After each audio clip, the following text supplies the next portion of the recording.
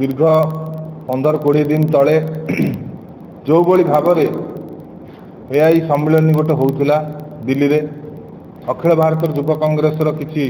युवा कांग्रेस कर्मकर्ता सेठी विक्षोभ करुले शांतिपूर्ण भाव विक्षोभ करुले जो भली भाव में अगणतांत्रिक भाव में गिरफ कर एवं अखिल भारत सभापति उदय भानु चीफ जी तांको मध्य गिरफ कर सरकार युवक मानक पई एवं कृषक मानक पई युवा कांग्रेस सेठी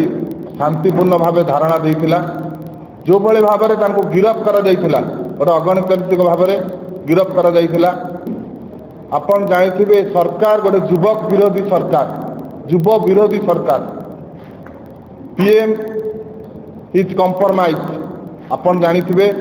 गोटे स्लोगान एवं दि जाइए पीएम इज कॉम्प्रोमाइज कौन पाई तमे कॉम्प्रोमाइज कर युवक मान कौन पाई खेलिच एवं कृषक मान कौन पाई खेलिच तमे आपण जानिथिबे एबे गैस रो जो भली भाव में संकट देखा देइछि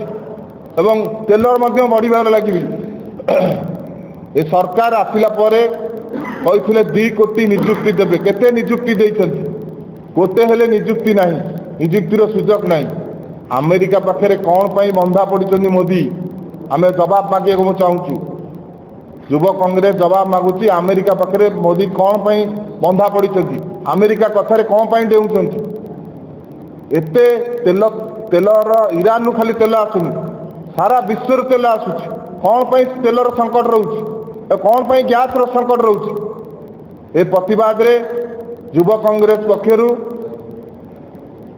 मार्च 16 तारीख संसद घेराव रोची एवं ओडिशा लक्षाधिक युवक एवं युव कांग्रेस कर्मकर्ता सामिल हेबे युव कांग्रेस 16 तारीख मार्च 16 तारीख रे संसद घेराव रोची